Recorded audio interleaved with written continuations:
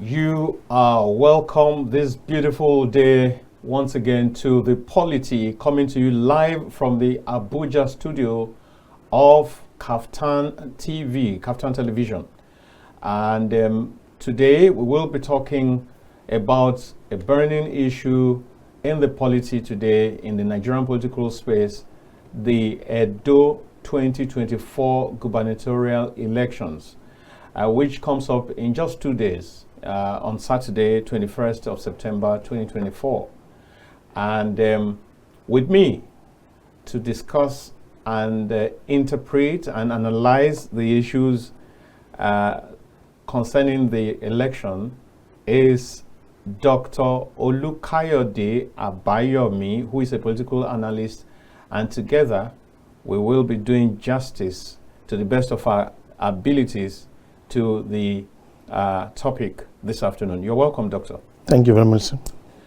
Now, so you very well know that Edo gubernatorial election falls among the off-cycle elections in this country because at one point or the other there had been issues that caused it not to conform with the general timetable. Yeah. Just like you have in a couple of states also like that. And so the 8-year tenure of Governor Godwin Obaseki will be coming to an end sometime in November, I guess November 12th or something. Yeah. And so the elections are preparatory to his exit from office. His exit from office. Yeah. Now, first of all, this doesn't have to do with Edo elections alone. Is there something that you think can be done, Doctor, to bring every elections in, to make all the elections come back to uniformity, to happen at the same time? Yeah, there could be some things, but they may not really fall in line with the issues of legality. Because we are talking about tenure that has specific number of years. Yes. There were some infractions that happened in those days that led to this happening outside the normal electoral timetable. And you think this is going to remain a permanent in the foreseeable future? That may be the situation, because I don't know how we are going to do it, whether by legislation or by whatever. But once there must not be a vacuum. Yeah, definitely. Politically, there must not be a vacuum. You cannot, by fiat, just extend exactly somebody's tenure of office. Yes, yes. Tenure of office. So it may remain like that for the time, for the foreseeable future. But there may be some natural occurrences that will happen that will help us bring it back, readjust and bring it back to in line with the normal. The first things that happen. Exactly. So there may be a coincidence like that, but without that, legally, there's nothing anybody can do, because there's a number of 4-year tenure. It must end, another one must start. Normally, if there's a gap or if there's an interregnum, it's not going to be a normal democratic practice. So we hope things will readjust. But also, I believe that the natural removal of some of these state elections, gubernatorial, will be normal thing.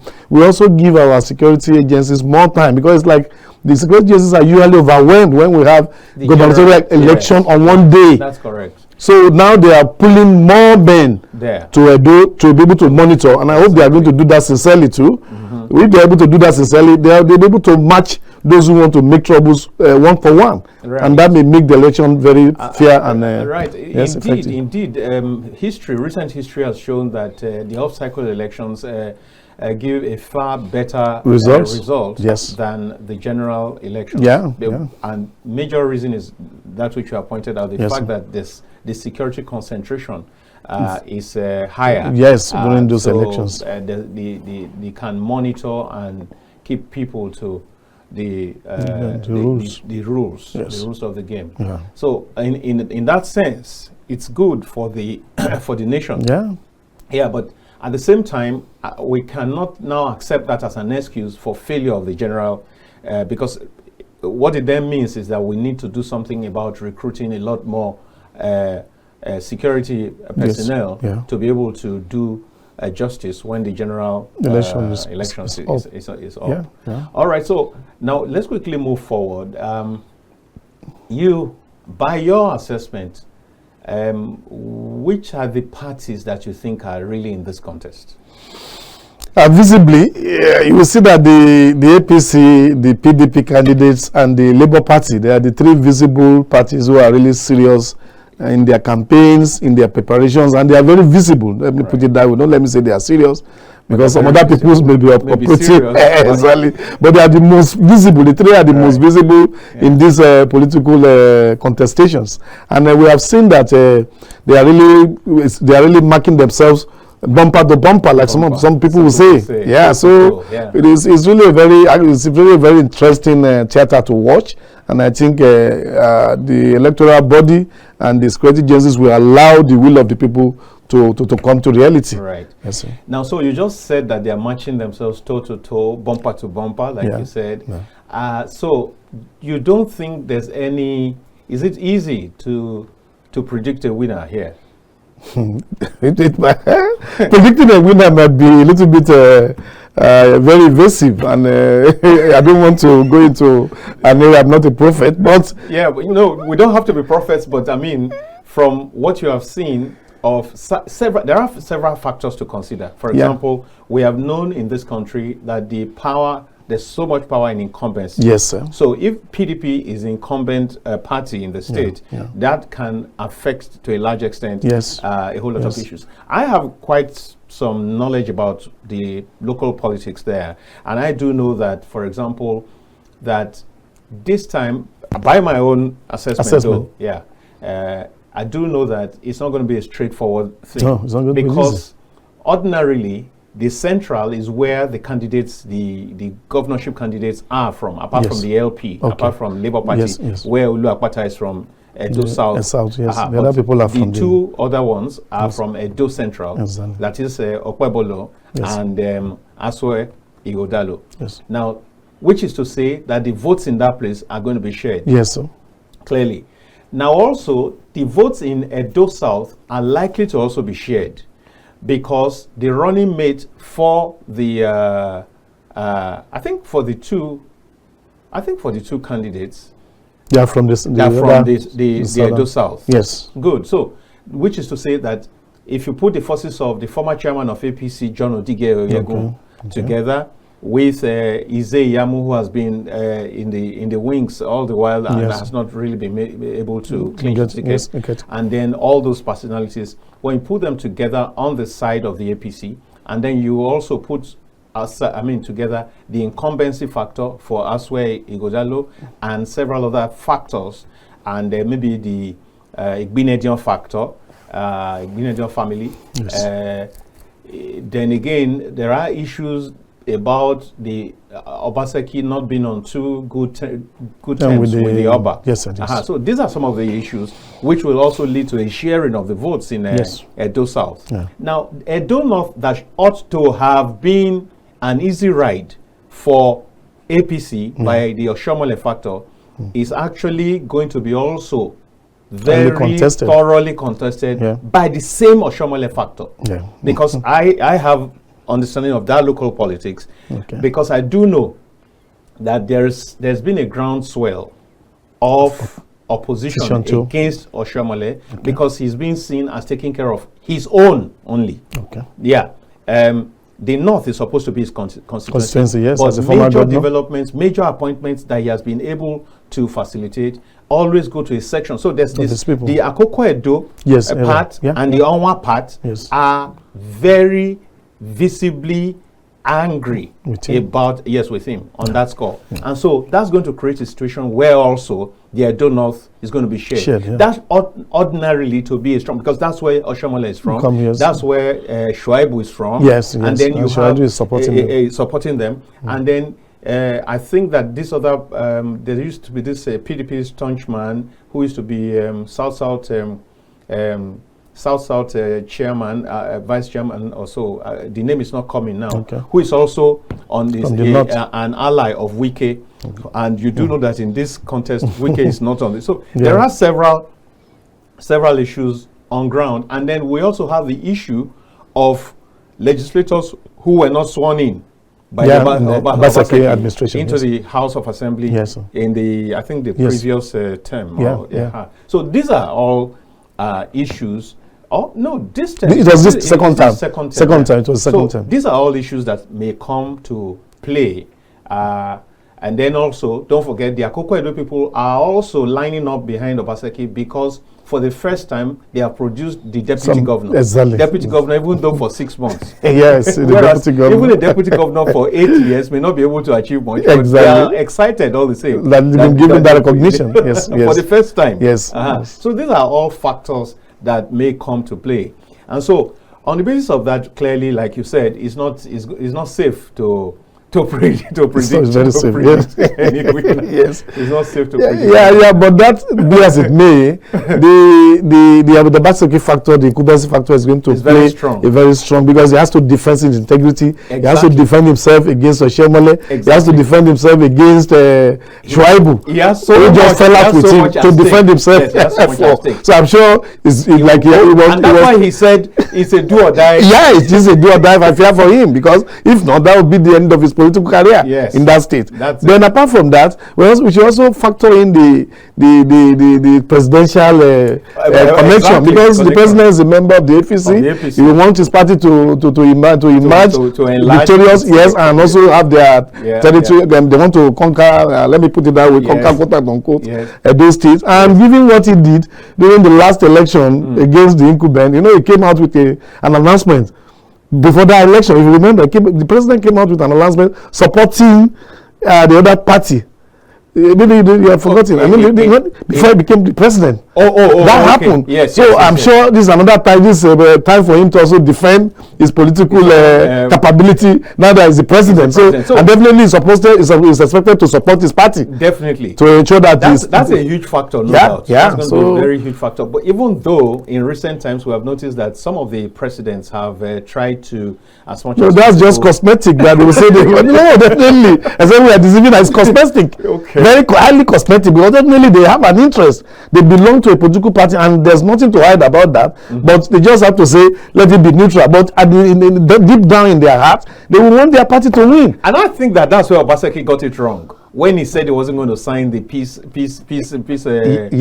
accord. Yes. Because whether or not, we have seen people sign those things and still go ahead and do what they want to do. What they want to do. Yes. So I think it was a miscalculation. Yes, very serious. Because from a leader, you shouldn't be seen to encourage maybe violence. Yes, or whatever. And it was I think the caliber of people that made up that group supposed to have just given them the rest. But those people definitely they won't be happy with him. Definitely. And he will start having some political so he didn't have to go that. No. It was a mistake.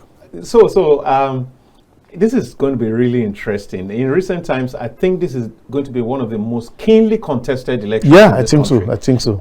Because again, you made the point that Obaseki will go to whatsoever lengths to ensure that his dynasty, his political dynasty, is enshrined, is established. Yes. And then, don't forget, Oshemole also will want to win back. Yes, but he has lost in the past. Yes, so it's going to be a very tough one. Very tough. I know Oshemole doesn't give up, and it doesn't. Obaseki is tough. And you, from what we have heard up to now, the run up to this election, you would see that there is so much determination on all sides. Maybe we should say on two sides, on both sides, particularly the APC and the PDP, because from all indications also, the LP doesn't have as much grip of things on ground there. And just this morning I was reading that a group, an LP group, was already saying that they will not go with Olukayode, their own candidate, that they will rather go with the PDP candidate. And so there are, I'm sure today, before the end of today, maybe tomorrow, there will be all kinds of alliances. One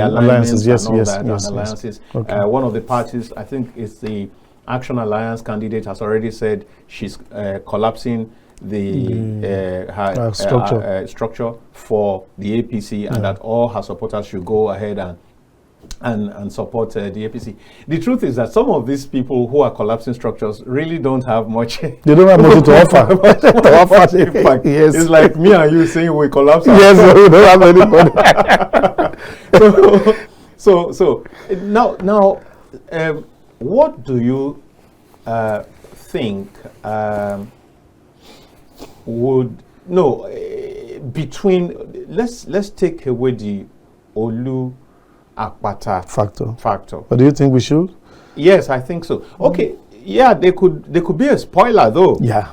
Spoiler to both sides. That's what I want to say. Yeah, they could be a spoiler. And they could also spring a surprise, because I don't know to what extent this obedience group has really you know gone what back. I think. Yes. What I think, this likely surprise may be that the LP entirely may collapse the structure in support of the PDP factor. Okay. Why do I say that?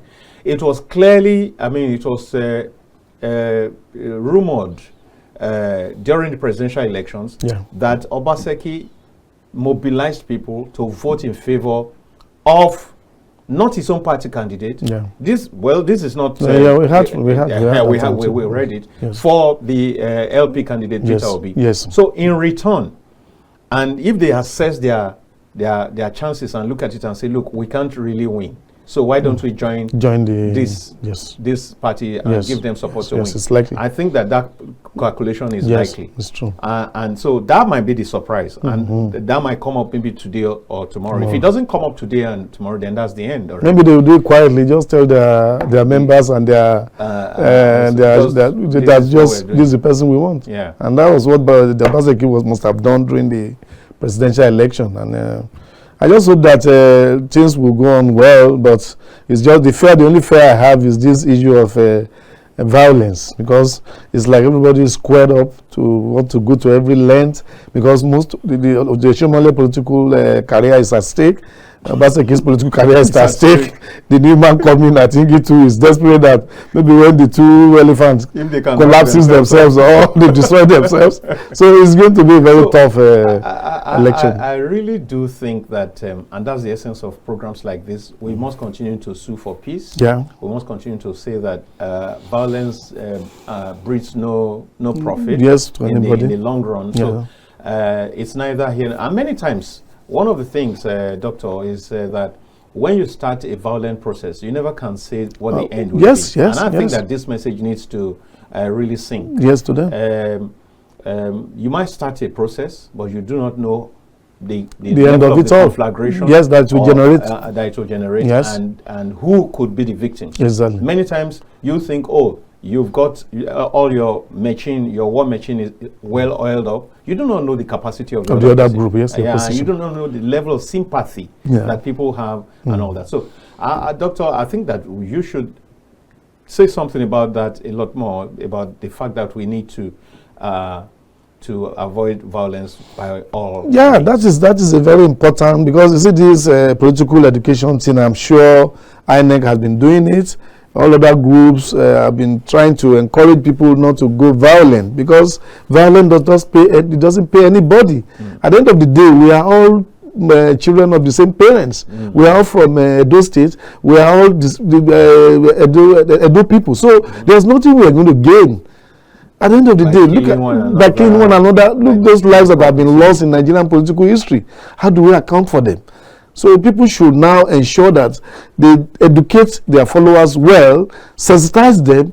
Let's have a high level of political consciousness through political education, and let's participate actively and not try to change things or to cause violence. It doesn't pay anybody. At the end of the day, when the elections are over, your eyes will be clear, and you will have seen that you have done a lot, and your conscience will not be at rest. So it's good for us to do this thing peacefully. Let the best candidate emerge. Those who lose should wait for another time. That's it. And political activities does not have age limit in Nigeria. Even if you are 90, if you are 80, you can still be there all over the world. Plus, yes. So if you lose now, you can still wait. They should also learn. Nigerians should also learn to avoid violence by, when you have opportunity to serve the people, serve well.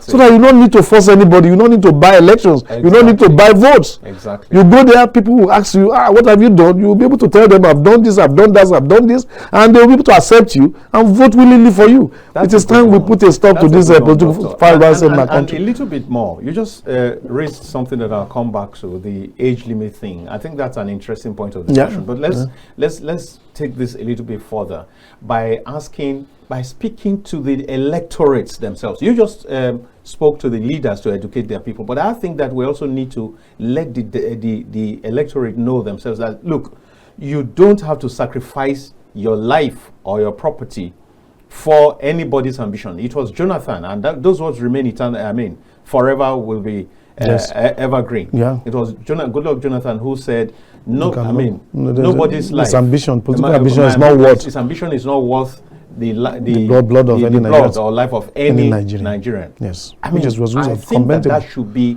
the standard for every politician. Yeah. But if the politicians will not do that, it's important for the electorates themselves to understand that if you kill yourself or you allow you get into trouble killing another person, you will bear the brunt alone. Yes. Now, they need to also see that these politicians, a lot of times, they take politics as a game. Yeah. And after the game, they go and enjoy themselves together. Yeah. They are marrying from their families together. Yes. We recently saw a family of one top politician, I think in Borno, who went to take a wife from the Atiku family just a few weeks back. Yes, so I think that people should be properly educated to understand that this is just, first of all, a game, and there will be losers and there will be winners at all times. And it doesn't have to involve the destruction of property. And I think that this ought to really go to the electorate.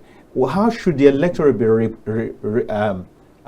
reacting right now when the leaders, through their agents, begin to arm them for war, or begin to maybe bring some stipends, which has been the feature of our elections. What would you say to the average Nigerian? It's a very good advocacy it's a very good advocacy to encourage the people to do the right thing, vote for vote by your conscience, vote for the right candidate you think will serve you well after the election. But you see, my problem with this kind of education or this political sensitization is that, you see, the way things are, we are all human beings. The political class for a long time has seriously impoverished the people to the extent that a hungry man will see money or will see a bag of rice or whatever stipend they are giving them, and you ask him with the hunger battling him in his stomach, and you say you shouldn't listen to them or take from them. But I think what the people should do, apart from ensuring that they vote their conscience, they should also ensure that nobody will follow them to where they are going to vote. Even if anybody gives you something to satisfy your hunger or to satisfy to make up for your poverty, you should also do the dictates of your conscience, because it's a battle between the rich and the poor, and it's not even political this time around. Beyond just being political, yes, it's a class thing. It's a class thing. There's a deliberate attempt, as far as I am concerned, to impoverize the people, to make the people poorer, so that they will continue to be at the beck and call of the political class generally, whatever party you belong to. I'm sorry to say this, but that's the situation. Right. Because if you are saying we go to the villages, I see the people, the way they mill around you, they want to take from you, they are hungry. And this kind of hungry people, how do you ask them to see money and say they should not take it? No. But what they can do is they should take to deception. Take this money from whoever is bringing it. If I may put it that way, it's the Nigerian money. It's Nigerian money. So when you take it, but make sure you do the right thing so that you don't suffer for the next 4 years, because it's a struggle between the rich and the poor. And the poor are always, they want to ensure that they keep us perpetually in that state of poverty, so that we continue to look onto them for survival. So, but the people should also use our sense, except that, Nigerians, when it comes to the idea of money, that's my problem. The value we place on money is too much. That's a very solid point. But you first of all talked about the weaponization of poverty, and which is a reality in our circumstance, and very pitiable, very unfortunate too. But then you have also said, collect whatever is given, but vote your conscience. Yes. Now, I do know that many people understand this point that you just made, but many times they are faced with a situation where there is the politicians put in place a system where who you vote or which party you vote can actually be detected. How? To the point where I think I heard a report sometime where political party agents are stationed strategically, that as you make your vote, you probably raise it up stylishly so that they can confirm. And the security men are watching. Exactly. And so you have to raise it so that they can confirm. And whatever they are going to give to you, they do not give to you until you have voted. So it's when they are satisfied that you have done their bidding, as you come out, that you get what you were promised. So it's a very difficult situation. Yeah. And I like the way that you have really put it. Someone who has not eaten for 2 days. It's not easy. I mean, you offer him 5,000 naira, you say he should not accept it, and he does not have any hope of any 1,000 naira after that in the near future. So I think that poverty is a real issue in this matter. It's a big problem. It's a big problem. Yes. Poverty stemming from unemployment, poverty stemming from insecurity, where farmers are unable to go to their farms. It's even getting worse now. So these are real issues. But I don't know, you have identified that it's a class thing. So it's a class thing. The rich wants to perpetually keep the poor perpetual down. Subjugation of the poor people to their position, so that they continue to be in that slavery situation to serve the rich. It's like that at the international level too. But countries and individuals have to struggle. Nobody serves freedom or development a la carte. Nobody serves it a la carte on the platter of gold, but you have to demand for it. And it has come to the time that our people should learn to also enforce their rights so that their future will be better. Yeah, I think it's a solid point to make, which is to say that Nigerians must learn that you need maybe just a little more sacrifice. Yeah. A little bit more sacrifice. Because if you take the 5,000 naira and it solves your problem for 1 day, yes, temporary. You may have mortgaged another 4 years. Yeah, that is it. You may have mortgaged the life of your family, the life of your children for another 4 years. Yes. So it remains that it's either, if you're going to have to show them the ballot, show them your choice before you get paid, you might as well just close your mind to the thing and die once. I mean, you only die once. Yes, you only die once. And until we get there, you know, one of the problems of the hungry person is that he will continues to make the wrong decision. He's not thinking to solve his problem. That's what happened to, we all are students of the Bible. That's what happened to the elder brother who looked at the immediate need and said, take it not so that you will not be calling me brother. Yes, sir. What do I need it for anyway? Yes, sir. I don't need seniority. Just take bring the porridge. Porridge. And then he ate and lost it forever. Yes, and that's exactly what's at stake right now. When decisions are taken in the place of hunger, in that weak position, many times they turn out to be a wrong position. Yes, definitely. Wrong decision. Definitely. So it's up to the electorate to do the right thing. Yeah. It's a tough one, but very tough. I think that it will be worth it in the long run. Yeah. Because even if you collect the 5,000 naira today, what about your future forever? So why not make up your mind, this person does not have my interest. And so I think I want to take my destiny in my hands at this time around and do the needful. So let's go back to this issue that you hinted at a while ago. And there's this other interesting one too. But now, if you have state incumbency power, and you have federal government incumbency power, federal might. Federal might, yeah. So if both decide to use what they have, what do you think? There's going to be serious conflagration in that state during the election. Serious conflagration. And I hope the security agencies will be able to contain the conflagration. Because if you look at the dramatic personnel involved in this kind of contestation, there are people that have strong will. Obasanjo doesn't give up. It doesn't. Obasanjo is strong. Yes. Politically and in terms of his will. Yes. So to me, I just pray they will use the people as the bastion to start creating problems, because it's going to be a very tough election. Yeah. And because there are a lot of things at stake in this state, and the personalities involved are really determined personalities. And I hope they are going to allow peace and don't allow violence to engulf the whole state. The margin of success is going to be very slim between these two people, likely. Maybe we should not we should just leave very slim. Very slim. Very slim. Yes, because at the end of the day, the winners should be magnanimous in victory, and the losers should also be peaceful and accept the fate of God. But in any case, somebody will ask you, sir, that are you really sure the vote of the people will count? Because that's another thing. In the final analysis. If you start telling people not to collect money, and they know even they vote their conscience or they vote still be maybe just writing election figures. That's what somebody was telling me, that if you advise people not to collect money and that they should vote their conscience, wow, are they sure that conscience they are going to vote on the election day will even make any serious meaning in their lives, in the outcome of the election, and in the results? These are the things we are grappling with as a developing country, and I feel at this stage of our political development, we should have gone beyond that. But the thing is getting so serious that people will vote, and at times we are not sure whether the person you vote, who may likely be the most popular candidate, will be the one that will be declared the winner.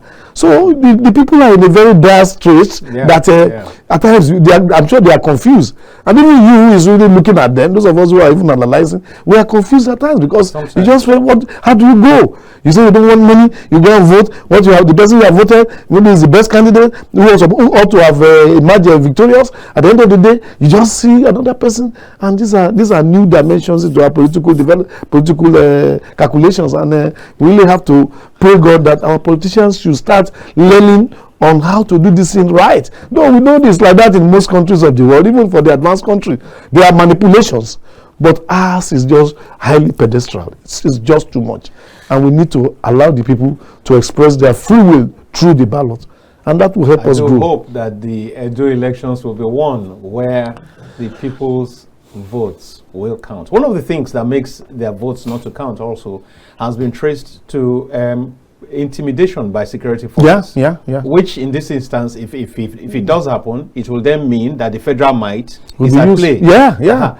We have seen cases where, because of too much security presence, you find low voter turnout. Yes, definitely. People are afraid for their lives. Yes, nobody wants to. I think it's going to happen in those cases, because I saw the Chief of General Staff talking about making an announcement. The military has been put and we should also reduce the involvement of our military men in political activities. You see, when you bring these people too much outside the barrack, they tend to get encouraged in the political ongoings. We don't want to go back to that era of going back to the military, being attracted to the political. We don't want to go back to it. So this government should ensure that the involvement of the military is reduced drastically to the barest minimum, so that, let's use the police, like in this state election, that the police is free, the state security service, they are free, they are not holding any briefing anywhere. They should allow those agencies that are concerned with the election conduct to monitor carefully, and they should allow a level playing ground for all contestants. Now, Doctor, yes, sir? If you even take away the military, in this election, the police hierarchy, the police top command has disclosed that 35,000 policemen have been deployed to Edo State. In addition to that, NSCDC is deploying over 6,000 people. And then you have other special forces, DSS, and all that. So at the end, we might be at 35 plus 6,000 is already 41,000. So you might be talking about 45,000 security personnel for just a state election. So in the end, is that not a misplacement of Serious priority? Is that not an unnecessary waste of resources? Is that not? Because if you can do that, if the government can afford to put 40,000, 45,000 personnel on one election of one day, why can't they set out 10,000 personnel to surround Sambisa Forest or wherever they say that some bandits are and clear them? So it then means that the priorities are different. The political class will always be the political class. Their main interest is political. Their main interest is office, is political just office. Office and the perquisites of power, office. the perquisites. Yes. So that is why if you start juxtaposing these things, security, we need security. It is when there is security in place that the government can operate good. But when it comes to the calculation of a politician, he's thinking about how to win election and occupy the offices he has in mind. So these things are... And in the end, the interest of the generality of the people is the people that will suffer. It's the people that will suffer. And those of us who are crying today, when you get to the other side of it, you forget that you were once here. And it's a vicious circle, and it's so worrisome that I just believe one day God will alleviate us from these problems we have in our country. It's really worrisome, very worrisome. It's really since 1999, we ought to have gotten it right by now. But our politicians have one way of circumventing one rule, one procedure, that at the end of the day, you find out that if you are not careful, one may want to declare all the processes has been a waste endeavor, a wasteful endeavor. That the money involved, the human effort involved, at the end of the day, people are not sure. That personally, some people don't even participate in this voting exercise because they will tell you, why do you want to go and waste my time? Many people. Because at the end of the day, your vote may not be what you... Yes, may not count. And you wasted your energy. Yes, so our politicians will start looking at politicians all over the world who has honor, who has integrity. We are Nigerians. We have honor. We have integrity. It should not be that when we go into politics, we throw off all this integrity, all these qualities, virtues we have. We should exhibit them, and that will make the people respect you. In any case, I know the ordinary people may not respect anybody. You may think because they see you come in, they stand up, Your Excellency, or that, but it could be done in their mind there. They know that. Yeah. Yes, what's the estimation of your integrity? What's the estimation of the level of respect they have for you? And that should be your priority. Most of these people, they have deep pockets, they have money, you have the wealth, you have everything, but you need to have the honor and the respect of the people as a political leader, as a public figure. You need it. It's like our people don't care about it. So I think it's time we start thinking of their country. It's time we start thinking of the people, so that at the end of the day, the people will know this is our leader, and you go there to serve the interest of the people. And God willing, we shall get it right in this country. Thank you, Doctor. I think we'll go on a break briefly. When we get back, we'll make progress and also put out the phone number on the screen so that our people can also contribute their own views. Yes.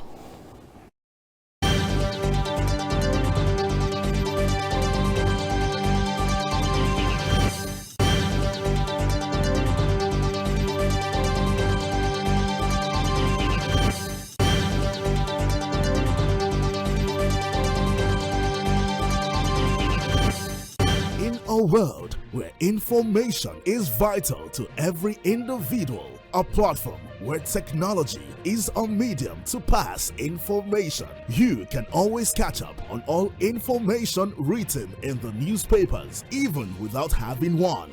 Join us on The Press. Reaching you live from the Abuja studios. On The Punch for this morning. The Blueprint newspaper. Nigerian Tribune this morning. As we give you information and opinions about current events and topical issues on politics, business, sports, entertainment, weather forecasts, and lots more in the local city, across all states, and across all countries. Showing daily on Startimes, channel 124, 9 a.m. West African time, only on KAFTANTV. Stay connected with us. That he said it is a reason why I will not do it. I pursue the federal government to pay us our damages. YouTube, KAFTANTV. A very tricky one, and then the bottom line is this. Website www.kaftan.tv. Point is, the youth must come together. The pendulum can swing in your favor. Instagram, KAFTAN_TV. KAFTAN TV. Imagine a beautiful world.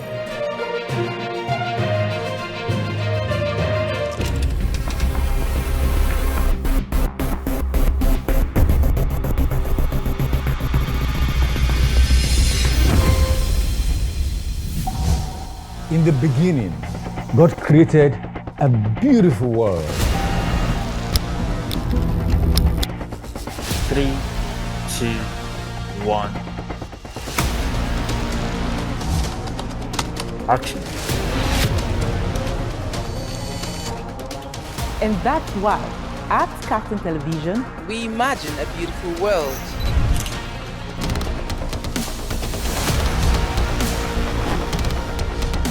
We are not just bragging.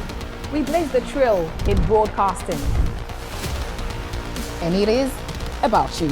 At KAFTAN TV, broadcasting is not just about information, education, and entertainment. It's an aggregation of all you need to know in Nigeria and around the world still creates signal. At KAFTAN Television, we have all it takes to be on top in broadcasting. Our mission is simple: to project Africa in a truthful yet positive manner. Wait, we're coming to you in style. Here we are, starting from September. Look at what the facts are. And as you say on KAFTAN TV, imagine a beautiful world.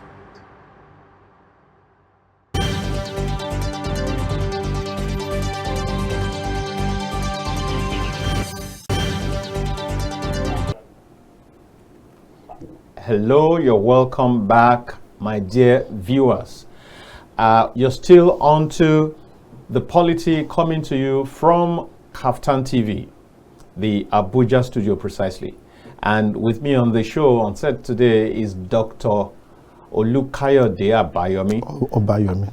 And we have been tackling issues concerning the EDO 2024 governorship elections. And the submission has been that it's likely going to be a very keenly contested election. One of the most keenly contested elections in recent times because of all the various dramatis personae and the issues, the different interrelated issues, the different interests, the different people. And come to think of it, Edo State is a mini Nigeria, where in some places, the moment you get into transport from one place within an hour, that it's another language.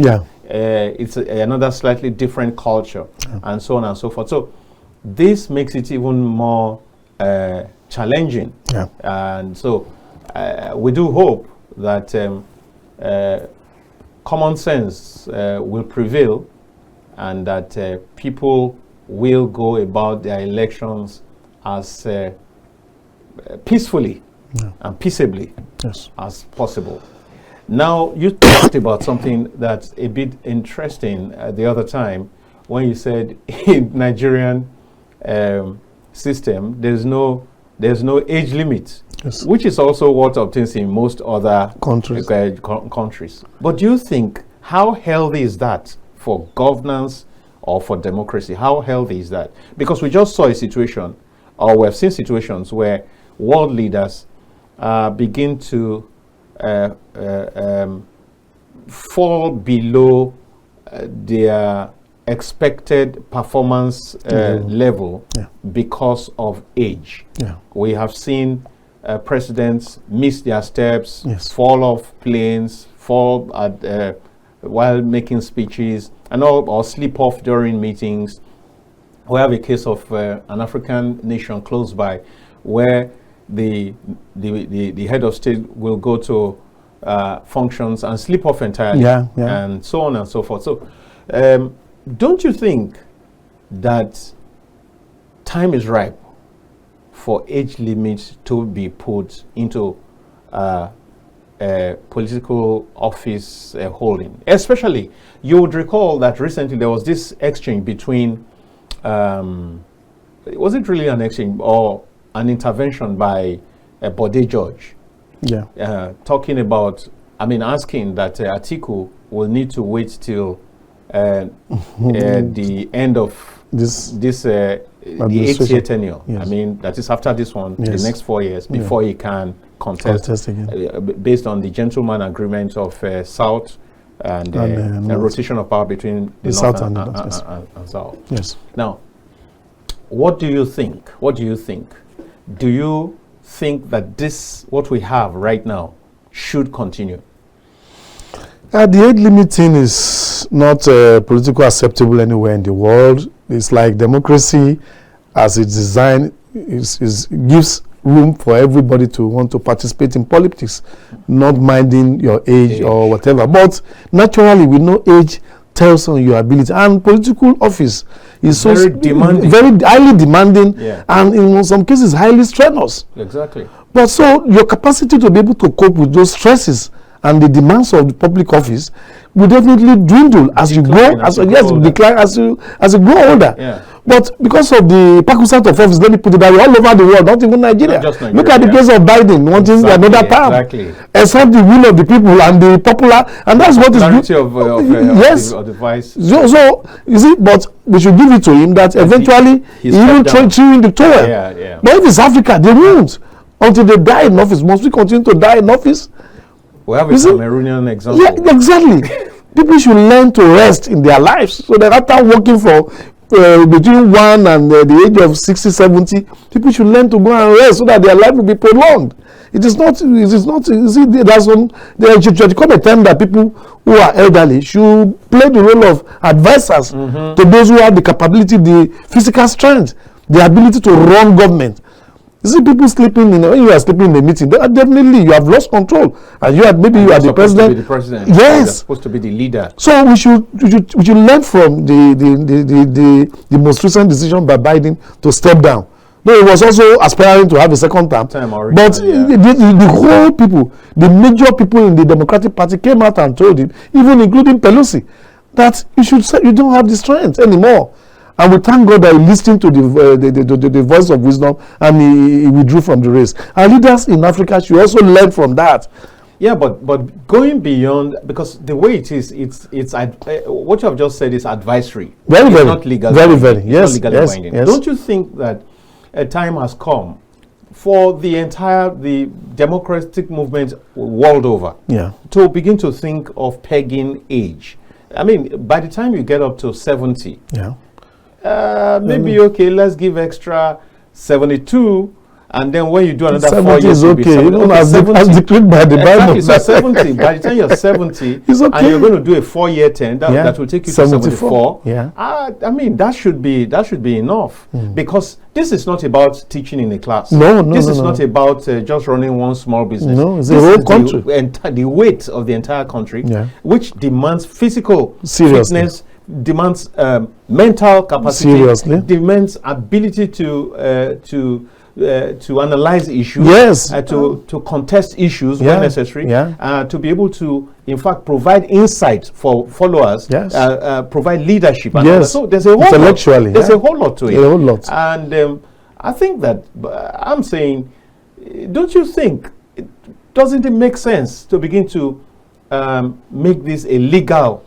A legal thing, if you look constitutional at thing. It's important that we peg these ages, but you ask yourself, who are those who bring up the legislation to peg it? These leaders who have refused to go, they won't peg themselves. That is the problem. That is the problem, because I'm a realist. When I look at issues, I look at the possibility, the feasibilities of the success of those things we are discussing. These are the people. Just like saying you want to ban a 60-year-old, that means you want to ban almost the whole Senate. You want to ban almost the House of Representatives, that they should not participate. And these people are still living on the system.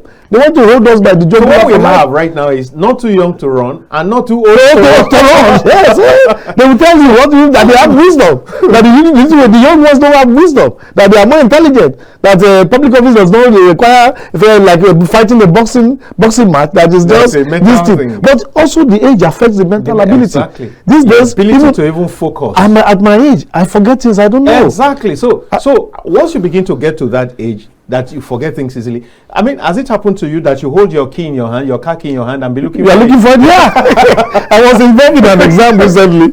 I'm going to have an exam too very soon. I found out that I will read and then I forget almost immediately. Yes. By the time I get to the hall like this, my 10 points or 20 points will now, I will be able to get 3 I'll be struggling. So you can imagine at that age, these people that are even like my own father, say they want to do it. They forget this is natural. They say we are just deceiving ourselves. He said we are deceiving ourselves. In those days, I was telling somebody yesterday, when I was just telling that, when I hit my leg against maybe the table or the chair in the parlor, I just rub it and the pain will go. But now do it. In the next 1 days, the thing is still coming. Yes, it's telling you that this body you have been using for the past decades cannot ever be like your early days in life. I mean, in those days, you go in Lagos, there are several high-rise buildings. Maybe sometimes the lifts are not working. I mean, you go there and you use the stairs. Yes, you're jumping. Yes. But now you pass people. You do. I mean, and you do like five 5 flights of stairs, yes, 6 flights of stairs. Yes. But if you do 2 now, you know that you've done something. So definitely, there's no doubt that age has an impact. It has serious on performance. Yes, whether mentally or physically. Yeah. So maybe that's something that democratic theorists and whatever will need to begin to look at very critically. Yeah.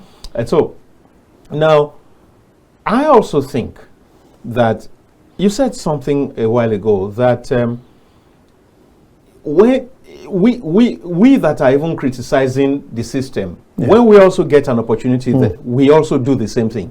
That becomes. Can we then blame somebody who said our problems are spiritual? Now, in that case, there is no stock where solution is going to come from, as it were. Yeah. Now, so I'm thinking that, Doctor, the solution might be in early, proper value orientation of the children from a very early age. Let them know, what values are. Today, there are absolutely no values. No values. When I see the things that happen on social media, many times I ask, these people, do they come from a family? That's how do they come from a family? The activities. If somebody can get on social media and be naked and be talking very lurid things and some very verbose, very vulgar things, you wonder, does this one, initially, when it was not this bad, I used to think, okay, maybe their parents are illiterates, so they do not really come online and do not know some of these things. But if you have children from educated families going into some of those things, you begin to really know that the value system is accidented. Yeah. We have a real challenge on our hands. Serious one. And so you find out that it's so bad that the average youngster does not bother and does not care anything about leadership, about politics, about governance. If you ask the average youngster right now, and I'm talking about 20, maybe to 29 or thereabouts, you will find out they're interested in music, they're interested in tech, and maybe how to deploy tech negatively for Yahoo purposes. And then they are interested in modeling, they're interested in those kind of stuff. You would hardly see, if you pose a question that has to do with politics, that has to do with leadership, they're not interested. Yeah. And if this is the generation that will take over, then, Doctor, there's a crisis on our hands. Serious How crisis. do we go about this? Serious crisis. Like you mentioned, sir, the issue of our value system has been seriously bastardized. And I don't know what word to use. Because the values that people place on, let me say, money, is what is killing. That's a real thing. That's what is killing our society. Any group, any family, any church, any person that positions money above every other thing, the individual and the organization is done for. Yeah. So what I see is, like we said, those of us who are on this side today, on the side of followership, some of us will graduate. I'm not talking about myself because I'm not interested. We graduate to the position of political leadership. Yes. What do you do? I used to ask people, we are complaining about our leaders now. I know the leadership has its own problem. But what are we as followers doing in our own little ways, in our own street, in our own places of work? What are you doing to do the right thing? Is it all money, and money? That's the problem we find ourselves. Because this country, as children, so a child will start thinking, some of them will say, you are lucky at my age. They say, you are like, maybe, I relate with them a lot. They say, you are lucky. They say, you are very, I say, lucky like how? What is the difference between my age and your age? Maybe almost 35,000 years. 5 years. You still have time to grow. Why not wait and grow gradually? We are always in a haste. There was a time I didn't do literature in secondary school. I wanted to do law. So they said literature is compulsory. I now went to do GCE. I think that was 2005. My brother, what I saw, and it's happening now, it has even gone computerized, let me put it that way, quote and unquote. Yeah. The level of cheating. Parents coming to aid their children to cheat in exams. You know that's why I was embarrassed. And it hurts very deeply. Very much. And that's what is translating to the leadership position. Yes. You find a situation that there are no Christians or Muslims in examination halls. No. Do you understand what I mean? There are no Christians or Muslims just in examination fraudsters. halls. You fraudsters, everybody. Everybody. They might tie their heads. Yes, they are putting something under their clothes. Religious cover clothes, and all kinds of things. People are connecting Bluetooth or whatever to get answers. It's I don't know. It's really worrisome, sir. The level of what have this problem. No, that would definitely translate to the political, the quality of leadership. The political leadership we have. Because start asking yourself. There was a day I was telling my wife, I said, what if we have small children now? How do we educate them to emulate our leaders so that they can also get which leaders? There are no national examples. Yes. There are no examples. But how do you advise the children? Say, you want to become a governor? Please just be doing like the way that governor is doing. No, except maybe you are putting cost on the child. That's where I see it. Because these are things, when you look at the activities of some of our people, you get worried. We need a national reorientation. Seriously. And how we are going to do it at times one is not really sure. Exactly. Because you'll be saying your own like this, they say, don't mind, forget about that, that's your own story.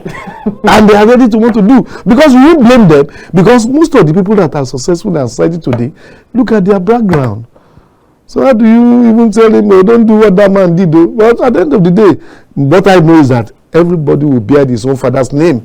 We should do what we think is right, but our conscience, we don't need to look at that. And money is not everything. Now, I think that money can bring joy, it can bring satisfaction, but it doesn't bring happiness. We really need to preach that message. Seriously. Consistently, trenchantly, determined.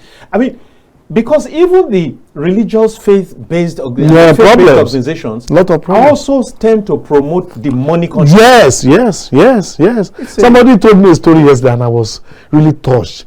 I saw a doctor friend of mine at the airport. I went to drop somebody to travel, and we saw the man was panicking and said, well, I said he lost his brother's so the brother lost his son, 16-year-old son, somewhere in around Lagos, and they are going there. So when I now saw the man later, I asked him, I said, what about the boy? I said, the boy just went, the boy said he was having stomach problem, he went to the toilet, by the time he came back, the boy gave up, and that was it all.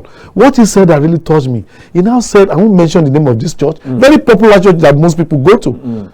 By the time you can't want to, is one of the churches in Nigeria, I won't mention names, that they said they cannot bury the 16-year-old boy that is against their church tradition in the burial ground of the church, and the father has to be carrying this corpse looking for any public cemetery under that agony. I said, what kind of thing are we doing? A church saying they cannot bury a 16-year-old son that is against their policy in their burial ground, and the father from Abuja has to be carrying the boy all over with his friends to look for where to bury 16-year-old boy. What kind of agony are we putting ourselves? What kind of policies that are not meant for the people? It's not a good policy. All these things should be meant to help alleviate the sufferings of the people. No, you've not even heard where people die, and they first of all have to go and look at the records whether the person is owing some contribution. That happens. Group contribution. Before they will accept.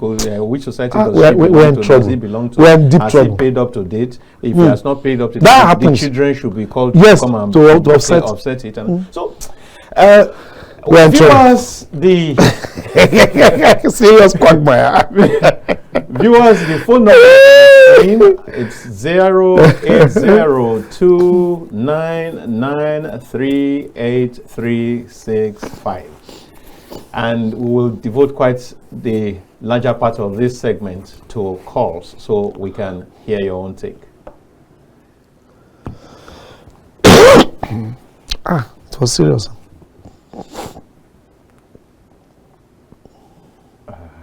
All right, now, so as we begin to wind down, the fact remains that these elections are very crucial, very important, because there cannot be a vacuum. But at the same time, it's important that even the security agencies, the CDS, the Chief of Defense Staff, has promised that the army, the military personnel will conduct themselves professionally.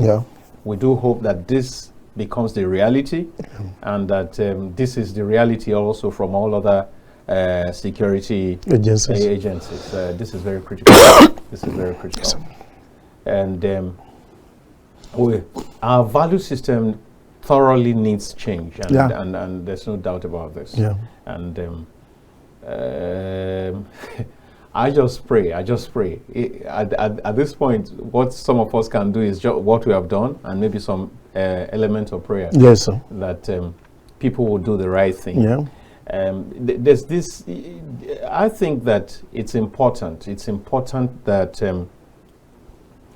that leaders at all times be very watchful of what they do, because if there's violence in that state, it can be traced. Somebody will begin to trace it to somebody said it was going to be do or die affair. That same person refused to sign a peace accord. Yes. And all that. And that takes us to the issue of state police.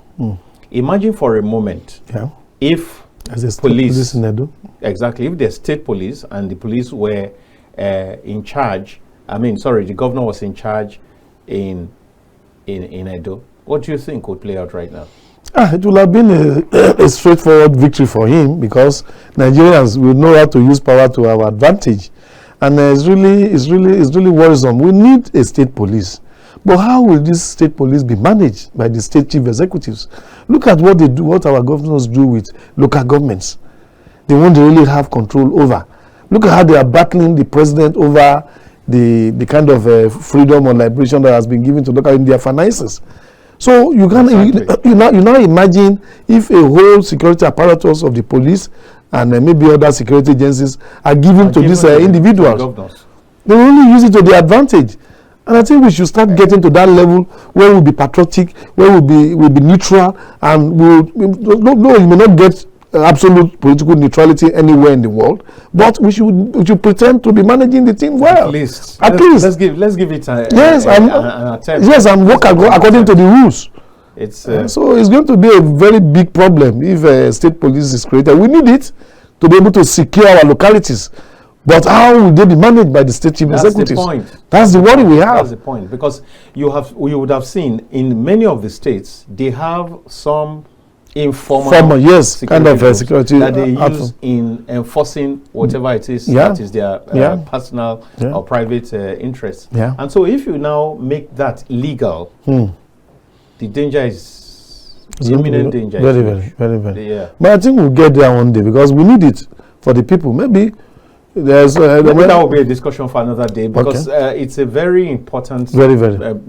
We had something like that a few weeks ago or thereabouts, and it attracted a whole lot of interest, where a lot of the Nigerians, you could say 90% of the Nigerians who called on the show said we're not ripe for it, that it's the dangers are more than the advantages, than the benefits. Yes.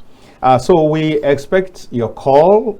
Please do make your call right now. We're talking about EDO 2024, and we're talking about the permutations. And Doctor has been very evasive on the matter of predicting who the winner will be. Yes. He has said that it will be a very tight race. Very tight race. But that tight race is going to be definitely between PDP and APC. Yes. So we'll see how it works out. It's just a day between now. Yes. And let's hope that people will conduct themselves in the right way, and that the appropriate thing will be done, and that leaders will try to be leaders indeed, and that the followers also will be good followers. This is very important. There are too many things that will come to play. Definitely, too many things. This will be a time when those 14 legislators of the House of Assembly, we want to exert themselves. Their pound of flesh. Yes. Whatever they can do to ensure that Obaseki's progeny does not take over, that his political dynasty does not continue. They will want to do. That there have been people who have been hurt one way or the other. Seriously.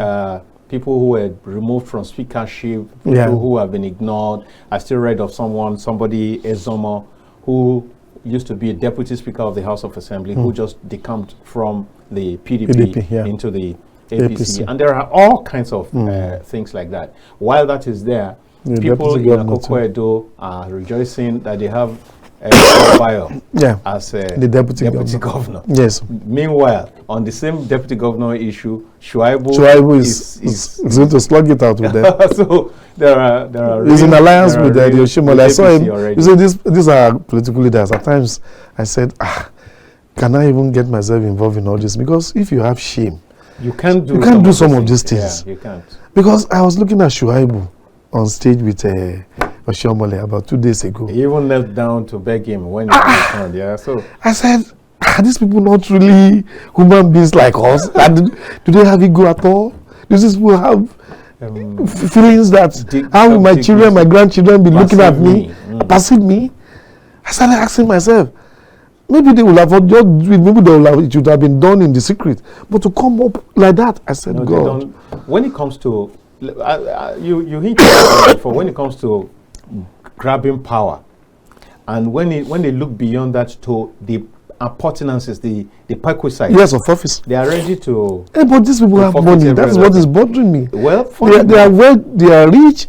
They have deep pockets. They have resources. They have assets. That to me, some of them do not even have issues, even if they live up to 100 years in this world. Exactly. Still, exactly. I don't know. Even if some of them, even if they have to live 2 generations. Yes, they don't have problems. Of 100 years. Yes. They are okay. But it's I don't know. To me, maybe I don't know what's really happening. After this break, we'll get back. Thank you.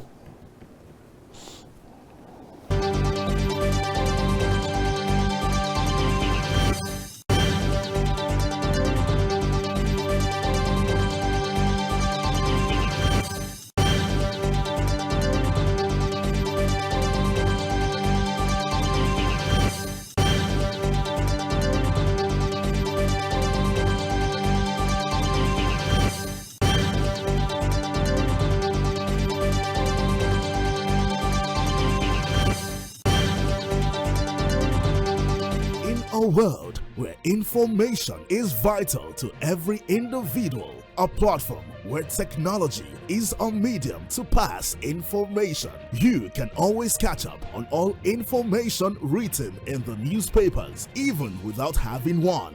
Join us on The Press. Reaching live from the Abuja studios. On the punch for this morning, the blueprint newspaper Nigerian Tribune this morning. As we give you information and opinions about current events and topical issues on politics, business, sports, entertainment, weather forecast, and lots more in the local city, across all states, and across all countries. Showing daily on Startimes, channel 124, 9 a.m. West African time, only on KAFTANTV. Stay connected with us. That he said it is a reason why I will not do it. I pursue the federal government to pay us our damages. YouTube, KAFTANTV. A very tricky one. And then the bottom line is this. Website www.kaftan.tv. Point is, the youth must come together. The pendulum can swing in your favor. Instagram, KAFTAN_TV. KAFTAN TV. Imagine a beautiful world.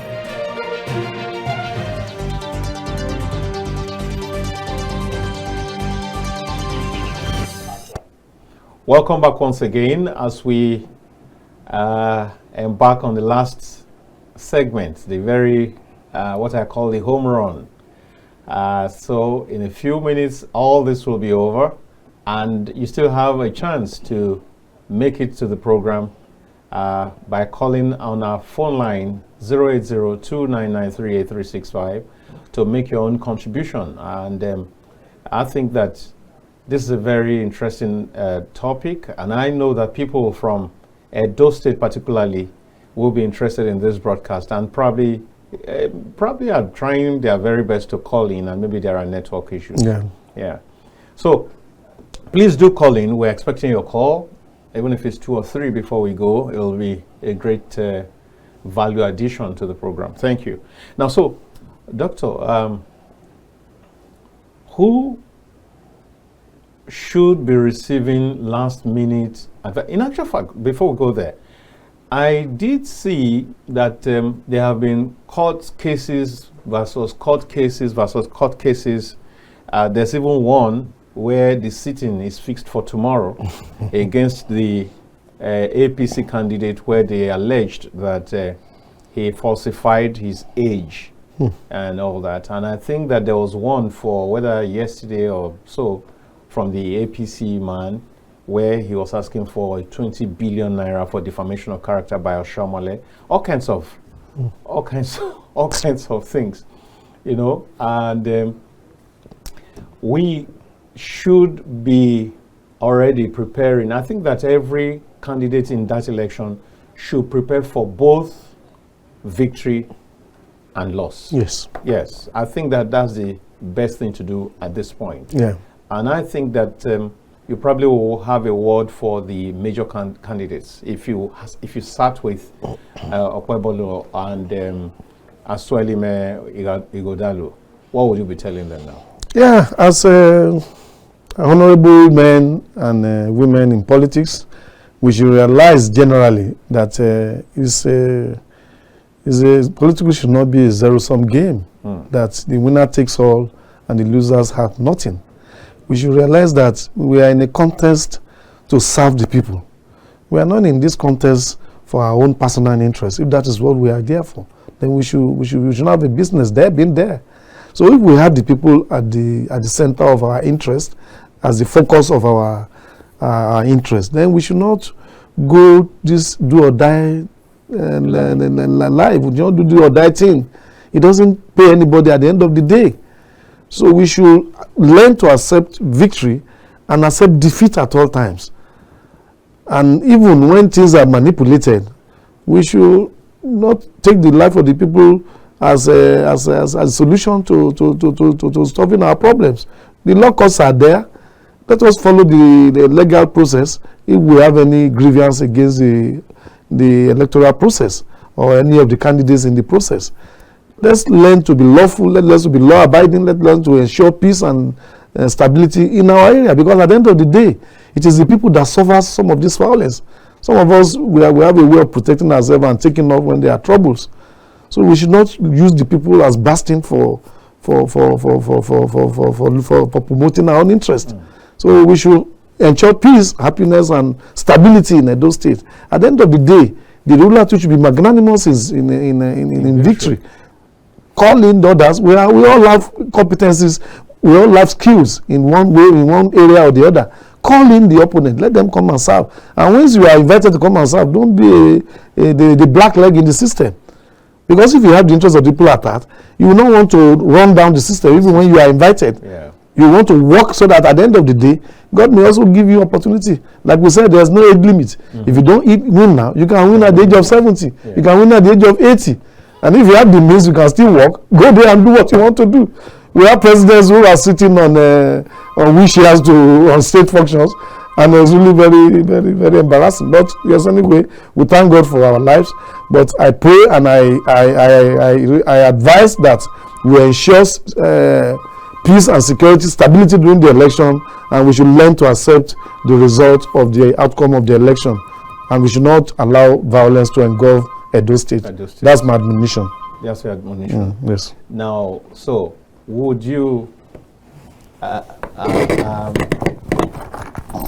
still want to tempt you a little. Okay, sir. I still want to tempt you a little. Yes. So, do you want to do a declassification, of, a deconstruction of the two major candidates just before we leave? Yeah. You want to profile, yes, dissect each candidate and say, well, this guy seems to have this strength, this guy seems to have this strength, this guy seems to have this weakness and all that. Yeah, all the candidates in the three major politicals are very strong candidates in terms of their profile, in terms of their experience in various endeavors of life. Before a man will come out to contest for governorship position in Nigeria, he must have had one experience or the other. Apart from having money, which is the major thing, he must have had some experiences in maybe in businesses, politically, educationally, and so on and so forth. So they are all very competent people. The way I see them, I studied their profile, politically, education-wise, and in other areas. Though they were also talking about the issue of one being less educated, one not being able to express himself very well in the public. All those things they are just mere distractions to run down the opponents. But what I know is that they are all competent, so that at the end of the day, anybody that will emerge among them through the right means and the process should be allowed to rule. And the person should also be magnanimous, should endeavor to accommodate other people, because some of these people, they have their strong points in other areas of human endeavor. So when you bring all these things together to help the state, let us make the people the focus of our attention and not our own person. We are all rich. They are all rich people. Yeah, they are. They are all. Yeah. So God will help us to allow the best candidate to emerge in this contest, in spite of all the manipulations that may take place. I know God has his way of ensuring his will, no matter what we do at times. And just like the present president, whether we like it or not, one can read some divine intervention into it, because there were a lot of obstacles on his way. Whatever means he used, the thing, if God did not approve it, it won't work. That's the way I look at it. Because like my issue of people dying or living, if God does not permit, nobody dies. That's the way I look at it. Because I've seen people, nobody lives. I've seen people who are really at the point of death, and you would think maybe they will die tomorrow, they will die next tomorrow.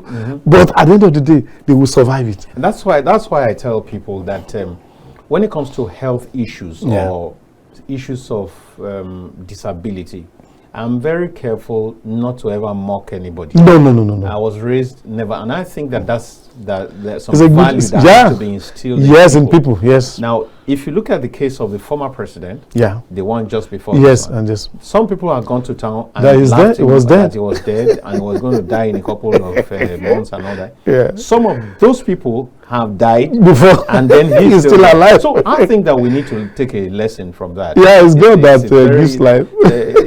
It's a very very poignant lesson. Yes. So now, doctor, would you vote for somebody? Would you prefer somebody who has a wife over somebody who has no wife? If you have to vote, I'll prefer somebody who is complete. Let me put it that way. That has a wife, because the wife is complete. Makes a mature man. Oh, really? Yes. Okay. It's a configuration that has to be complete. It was ordained like that by God in the Garden of Eden, and nobody should, except those who want to sacrifice their life for God, who wants to go into priesthood, as in some denominations, which to me is their own belief. But the way God did it is for a man to be complete, there must be a woman beside him. Using the same analogy, because you have just referred to the Holy Book. Yes. Did one apostle not say that if you have the capacity, that you are advised not to marry? Don't you think that the person who is single has a lot more time, a lot more, is able to focus more, is able to affairs on whatever. That may look reasonable, but in our own setting, the African setting, we believe so much in the marriage institution that they believe if you don't have a wife in the house, you are not a responsible man. That's the way Africans see it. Right. And maybe it's the biblical injunction or the maybe foreign culture. But in our own African setting, people believe you are responsible when you have a wife and you have children. So also for the women, ditto for the women. Now, if a woman doesn't have a husband, the way they will even be mocking you, that what kind of irresponsible person are you? But so it's not one of the qualifications for candidacy by INEC.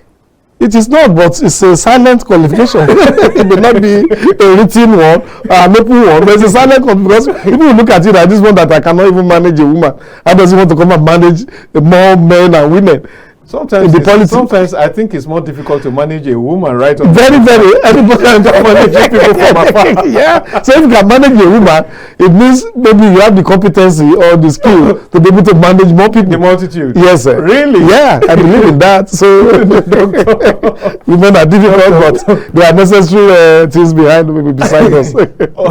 So on that level, I think we will draw this to a close. As I say to, in my own little way, people in Edo State, please, let's understand that this will come and pass. This too shall pass. Yes. And by midnight, 21st September, all this should be over.